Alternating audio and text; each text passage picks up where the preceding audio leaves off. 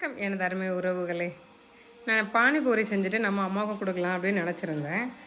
பிரியாவுக்கு நாங்களாம் பேசியிருந்தோம், நம்ம பானிபூரி செய்யலான்னு பேசியிருந்தோம். ஆனால் பிரியா ஊருக்கு போயிட்டதுனால நாங்களே செஞ்சிடலான்னு சொல்லிட்டு முடிவு பண்ணி ஒரு பேக்கெட் எடுத்துட்டேன். பிரியா நீ வந்ததுக்கப்புறம் இன்னொரு பேக்கெட் இருக்கு, நம்ம செஞ்சு சாப்பிட்டுக்கலாம். செஞ்சுட்டு நம்மளே தானே பொரிச்சிக்கிறோம். இது நம்ம வெளியே வாங்கி சாப்பிட்றது இதுக்கு ஓகே தான். 46 ரூபாயா எந்த போட்டுருந்துன்னு நினைக்கிறேன். ரேட்டு மறந்து போச்சு. அது 24 பானிபூரி கொடுத்தாங்க. 2 பானிபூரி ஃபுல்லாக இப்போ பொரியலை. சரி, அவங்க சொன்ன மெத்தடு இன்க்ரீடியன்ஸ் எல்லாத்தையும் ரெடி பண்ணிவிட்டு நான் சாப்பிட்டேன். நம்ம ஒருவேளை ரெகுலராக சாப்பிட்றதுனால எனக்கு அந்த புளிப்பு போட்டிருந்தாங்க இல்லையா, டேட்ஸும் புளியும் போட்டு ஒரு சாஸ் மாதிரி கொடுத்தாங்க. அது எனக்கு கொஞ்சம் லைட்டாக புளிச்ச மாதிரி இருந்தது, இனிப்பு கொஞ்சம் கம்மியாக இருந்த மாதிரி இருந்து. ஆனால் எனக்கு பிடிச்சிருந்துச்சு. நான் சாப்பிட்டு எங்கள் அம்மா கொடுத்தேன். எங்கள் அம்மாவோட எக்ஸ்பிரஷனை பாருங்கள்.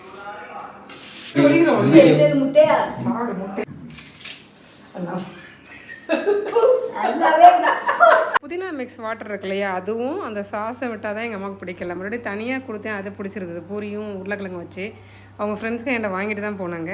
இந்த மாதிரி நியூ டிஷ்ஷஸ்லாம் நீங்கள் சமைச்சு கொடுக்கும்போது உங்கள் அம்மா வீட்டில் யாராவது பெரியவங்க ஏதாவது எக்ஸ்பிரஷன் கொடுப்பாங்கல்ல, அந்த மாதிரி நீங்கள் என்ன சமைச்சு கொடுத்தீங்கன்னு கமெண்ட் பண்ணுங்கள்.